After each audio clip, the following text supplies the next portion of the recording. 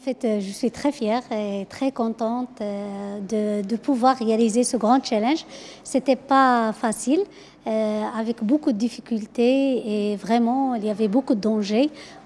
C'est pour ça que, en arrivant au sommet, j'étais très très contente de pouvoir hisser le drapeau marocain sur l'un des plus dangereux sommets du monde et ainsi honorer la femme marocaine et en général la femme arabe en devenant la première femme arabe à réaliser ce grand challenge.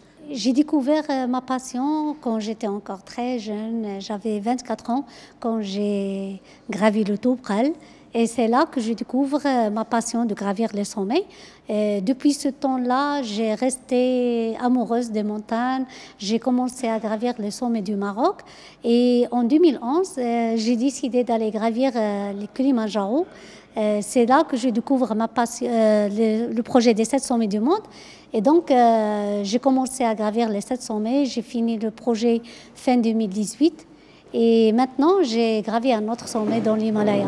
Normalement, c'est une préparation très spécifique. Il faut être très, très fort physiquement. Et non seulement physiquement, mais aussi mentalement. Parce que supporter le froid, la douleur pendant plusieurs jours, plusieurs mois, parce que c'était 60 jours d'expédition, c'est pas facile. Donc, il faut être très fort mentalement. Et donc, ça se prépare.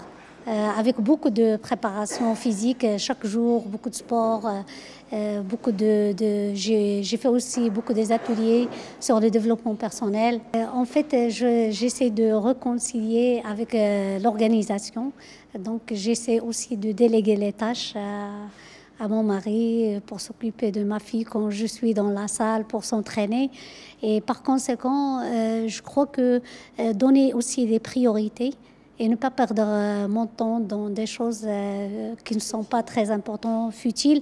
Donc, c'est cette organisation qui m'a permis de concilier entre plusieurs tâches. Le conseil que je leur donne, c'est qu'il faut qu'ils découvrent quelle est leur passion. Donc, découvrir notre passion et essayer de trouver un job qui suit notre passion. C'est très important parce qu'on va être motivé tout le temps, chaque jour. Et c'est pour ça que c'est très important. J'ai dit que ce n'est pas trop tard de travailler avec ma passion. Donc, j'ai laissé la fonction au ministère comme ingénieur et je travaille maintenant avec ma passion. Pour le moment, prochainement, je travaille sur un projet, un bootcamp que j'organise pour les jeunes filles. Aussi, je suis en cours de traduction de mon livre en arabe. Mais pour les ascensions, je ne sais pas encore. C'est un camp que j'organise chaque été. Là, on fait des ateliers sur le développement personnel, des randonnées aussi. On essaie de empower girls via le sport.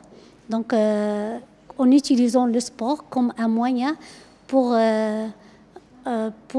encourager la fille et pour lui permettre d'avoir confiance en elle et de réaliser ses rêves.